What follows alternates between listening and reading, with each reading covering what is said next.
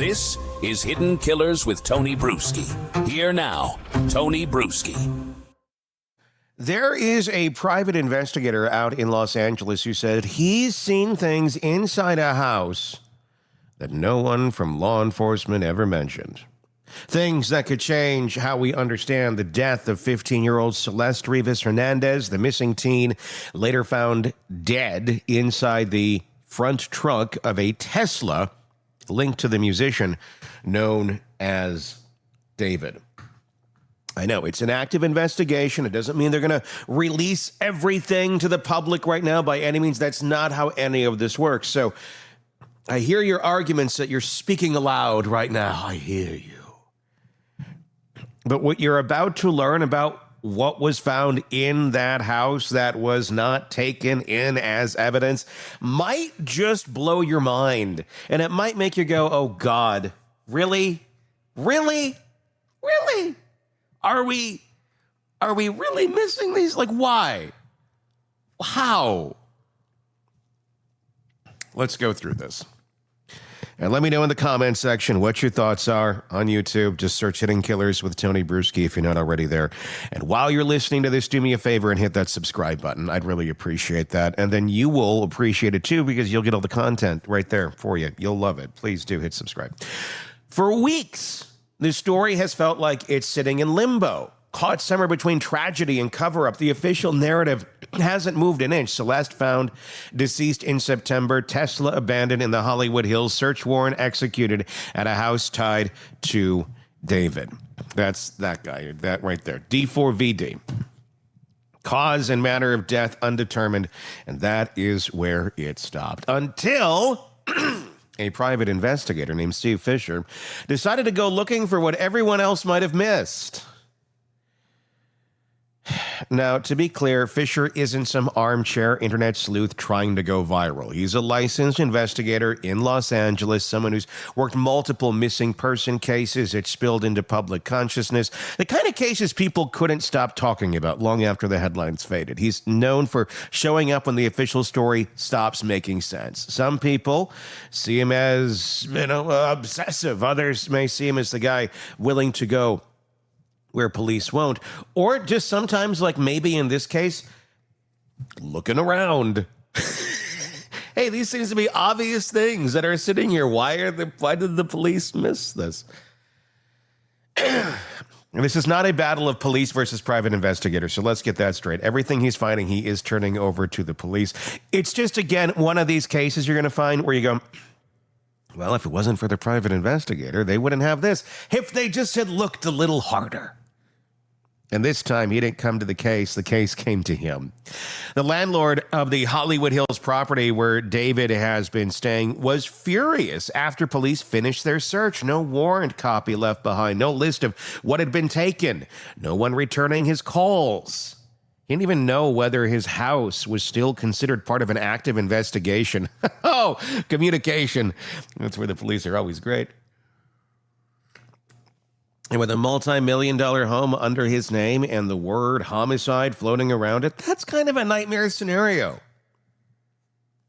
So he did what anyone with money and unanswered questions does. He hired a private investigator. When Fiser walked into that house, police had already cleared it. The tape was down. The search team was gone. But what he says he saw didn't look like a completed search. He says it looked like a job half finished, allegedly. Drawers unopened, electronics left behind, things that didn't fit the checklist of a thorough warrant execution, allegedly.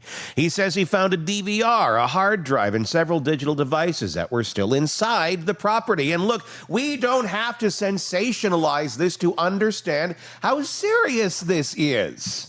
You can't send the meter maids out to go do investigations like this, and because that's really kind of what it sounds like.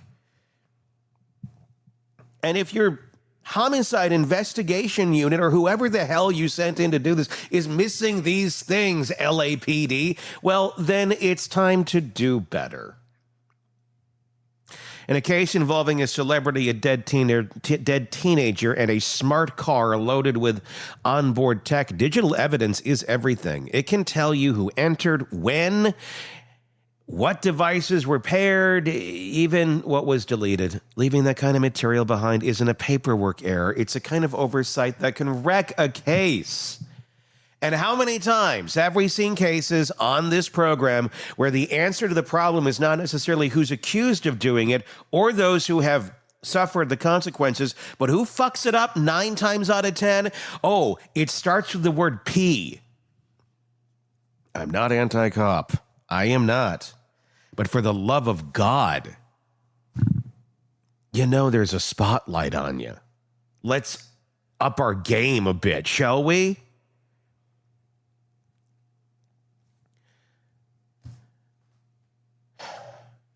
I could go on and on. And go on and on the psychology. Why? How? Why were these things not checked? Why were they not found? Why were they not put into evidence? What's the reasoning? I will say this. Keep this in mind, too. We pay our police shit. So then to expect superhuman or even, I guess, adequate work sometimes. Yes, you signed up for the job. You know what it entails, and you accepted that pay level. So you better just effing do it. Seriously, that's kind of how that works. Don't become a cop if you don't want to do the job. And your version of the job is not the job. There is a version of the job. I guess it's more of a societal look back going, I wonder why it's hard to find good ones. Same with teachers. Wonder why it's hard to find good ones. Because we don't value them. We don't pay them adequately. And when you do that, you don't get the best. You get a lot of people who are the best leaving and going and doing things other places. Is that what's at play here? I don't know, but I'm so sick of seeing cases like this where everything is out there in the open and it's like, really? You screwed it up that bad. You missed these and there's multiple of you. How? I don't know. I don't know the answer, but my mind starts racing to try and find answers as to why things aren't done as thoroughly as they should be, especially when a layperson who's not a police officer, who's not an investigator, who's not an attorney can easily look at this shit and go, why didn't you do your job? And there's what he says came next, and it's the detail that's caught everyone's attention. Fisher claims that among the items left in the house were written notes, documents that detailed, in his words, what to do about Celeste. Kind of a big deal.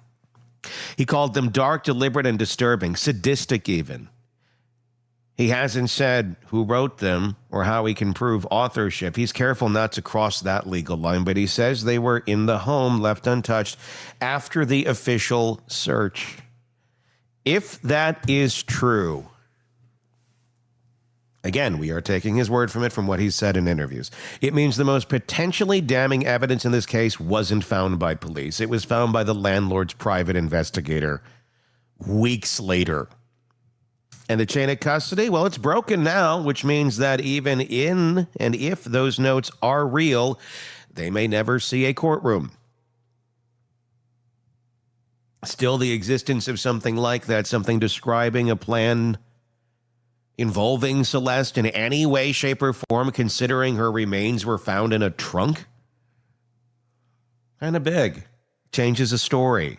Because it suggests premeditation, it suggests intent, and it raises the question, what else did they miss? And when you don't have any answers yet, and we're more than a month in, coming up on 2 months, makes you start to lose faith. So when Fisher started building a timeline, he turned his focus to the Tesla, the car that became Celeste's final resting place.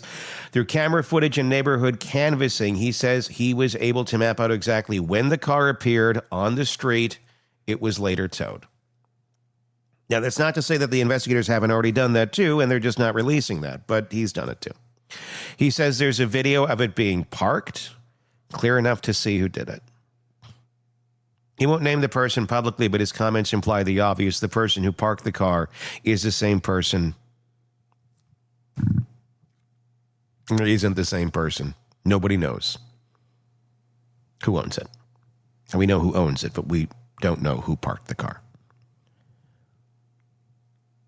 That is a very big detail about all of this because, number one, David wasn't around, allegedly, when they found this body. He was on tour somewhere else. This body had been in this car for a long time. So timeline is important here. And we don't know who parked that car.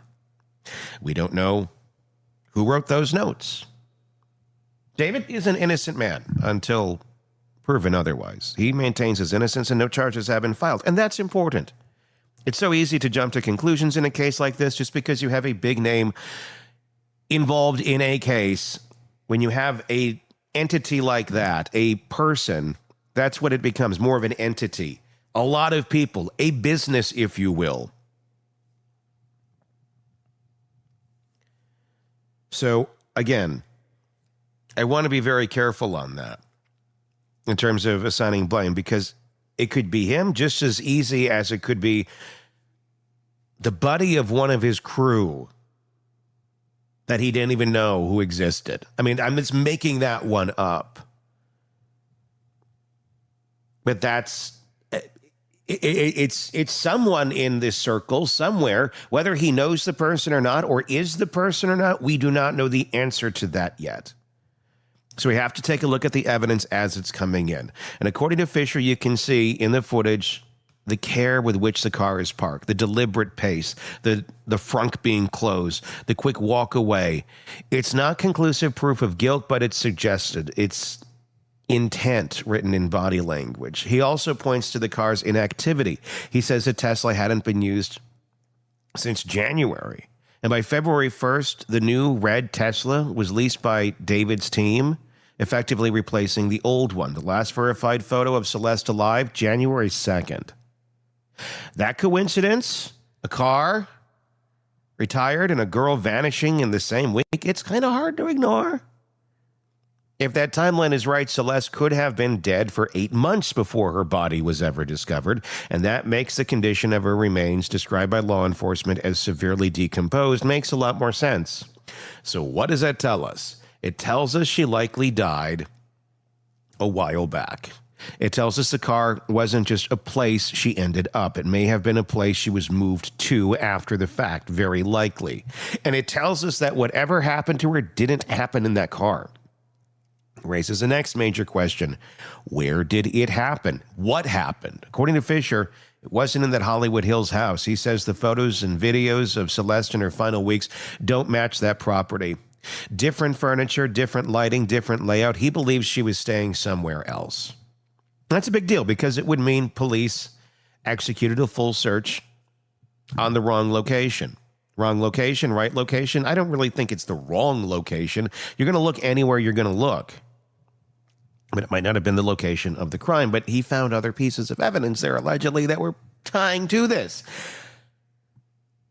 And if they did search there, again, it's not because they were incompetent. It's because in this case, information seems to have been compartmentalized in different places. People close to the artists handling the leases, the cars, the travel, the access, layers between what's owned, what's used, and who's actually living there or using it are several people deep. If Celeste was being moved around, even just socially or temporarily, like Weekend at Bernie's and hell, the paper trail gets messy fast. And that's exactly the kind of mess predators hide behind. Instability, buried addresses, people who come and go. It's a perfect setup for confusion. But that confusion is also how cases like this die on the vine. Meanwhile, the official side of the story has not changed. The LAPD says they've conducted multiple searches, they're working with a medical examiner, and no suspect has been named because cause and manner of death are still pending. They said the autopsy report is incomplete.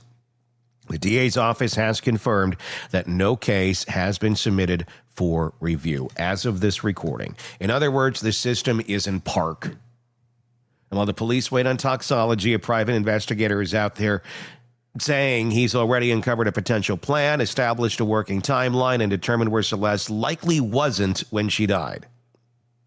The contrast's going to be sharper. Now, let's be fair. Fisher's claims still have to be vetted. He has turned everything over to law enforcement. Good. It's not a battle, like I said. They'll need to test it, cross-reference it, and build it into a case that holds up in court. But whether or not his findings are admissible, that's another thing. They've exposed something deeper. The perception that official investigations move slower when celebrity is involved. Yeah. Because here's the hard truth. If this wasn't a rising pop artist, if this was just an ordinary citizen, there'd be a mugshot by now. There'd be a timeline, a press conference, a person of interest. Instead, the story's frozen in time. You know, we think all of those things would be happening. But they're not. And it's not because he's a celebrity or not a celebrity. It just appears to be how they're working. And people are starting to lose trust. When weeks turn into months and nothing happens, while a teenager girl's body was literally rotting in a car that anyone could have walked past. Think about that. A Tesla parked in a residential neighborhood for weeks. Neighbors complained, it got ticketed, it got towed, and no one knew that 15-year-old girl was inside. Fisher's right about how long that car sat. That's not just a crime scene, that's a public failure. Here's another layer. The house had cameras, a sophisticated surveillance setup. According to Fisher, door sensors, smoke detectors with built-in cameras. He says many were covered, some disabled. Again, not an accident. That's someone making sure no one could watch what was happening inside. Or it could really simply be, things not being maintained. Typically, when you're renting a house versus owning a house, there's sometimes less care that goes into it, unfortunately, for a lot of people. So we have a story built on layers of what appears to be some sort of concealment, literal and figurative. A dead girl hidden in the car, questionable cameras, allegedly, evidence that may have been overlooked, and a private investigator who may have uncovered more on his own than an entire department did with a warrant. So let's pull back, because this case, as bizarre and specific as it is, isn't unique. It is part of a pattern. We've seen it before. High-profile suspects, slow-moving cases, the delicate dance between fame and accountability. When justice collides with celebrity, the brakes come on. Lawyers get involved early. PR teams advise silence. And suddenly, what should be an investigation becomes an image management campaign. Meanwhile, Celeste is dead. Her family is left with nothing but silence and speculation. And the one person still talking, the private eye, gets treated like a shadow. But say what you will about him, he's asking the right questions. Who parked the car? When did she die? And why was the Tesla replaced? What's in those writings? And why hasn't any of that made its way into an official statement yet? They're not wild conspiracy questions. They're procedural ones. They're the same things that any detective worth their badge would be asking. So why aren't we hearing them from the LAPD? Maybe because they're still verifying. Maybe because they're building a careful case. Maybe. Sure. Or maybe, and this is what gnaws at people, maybe there's something else going on. I don't know. Because if the truth is that evidence was missed, or worse, dismissed, that's not just embarrassment, that's liability. Maybe the truth is a little inconvenient. We see this in a lot of cases early on where things are bumbled. And then to cover for that bumble, you get bumblefuckery that goes on. These are very important terms that you should know about. Bumble and bumblefuckery. They are official legal terms. And you get bumble clusterfuckery above that. When people are trying to cover for the bumblefuck, that's covering for the bumble. You see it in cases all the time. Again, official terms. You have to use those when you're talking about this. When embarrassment meets liability, investigations tend to slow to a crawl. I'm not saying that's what's going on here, but I don't know. The longer it takes, the colder the trail gets. Witnesses disappear, memories fade, digital evidence gets overwritten, and the only thing left standing is perception. That law enforcement doesn't care, or worse, that they're protecting someone. Maybe that's unfair, but perception has power. It shapes how people trust their institutions, how they believe in justice, and how families grieve. And that's what makes this story sting. Celeste Rivas Hernandez isn't just a victim. She's a symbol of how easily young girls fall through the cracks of fame, influence, and bureaucracy. A child who grew up in the shadow of online obsession, who met someone older and powerful and somehow ended up in a Tesla, discarded like an afterthought. A teenager who should have been protected but wasn't. And if the only person fighting for her now is a private investigator, if he's the one uncovering what the system missed, then maybe we need to start asking why that's become normal. Because this isn't just one girl's story, it's a mirror. It's a reflection of how many times we've seen this before. A young victim, an older, more powerful man, slow-motion investigation, public confused and angry, and a family begging for answers while lawyers spin statements about ongoing inquiries. It's the same movie, just with a new cast. And somewhere in a police locker, there's a hard drive or a stack of papers and might tell us exactly what happened. The question is whether anyone will have the courage to open it or whether this case will just drift into the same gray fog of unsolved that swallows too many stories like this. Because make no mistake, if the PI's findings are real, someone knows the truth. Someone knows when Celeste died. Someone knows where. Someone knows who helped move that body. And until they're forced to speak, the person who seems to be carrying this case forward isn't a cop or a prosecutor or a politician. It's a PI who's refusing to shut up. That should bother everyone, because justice shouldn't depend on who's loudest. It should depend on who's right. And if the only person willing to say out loud that something doesn't add up is an outsider with a flashlight and a file folder, then maybe the system isn't broken. Maybe it's working exactly the way it was built to. Slow, careful, comfortable with delay, until everyone stops asking questions. Not here. Not this time. Because 15-year-old Celeste Rivas Hernandez deserves more than silence, and if it takes a private investigator to drag the truth into daylight, then let him drag. Because something in that house, in that car, in that timeline doesn't make sense. And someone out there knows exactly why. So much confusion here. Give me your thoughts in the comments. I am no closer to having any clue who has anything to do with this than you are. I know it's not our job to do that.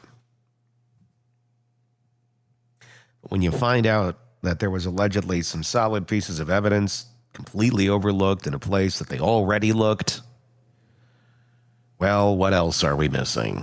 I guess that's the big question. Give me your thoughts in the comment section on YouTube if that's where you are. And be sure to press subscribe so you don't miss any of our coverage of this and the many cases we're watching right here. Until next time, I'm Tony Brueski. We'll talk again real soon. Want more on this case and others? Then press subscribe now and don't miss a moment of true crime coverage from Tony Brueski and the Hidden Killers podcast.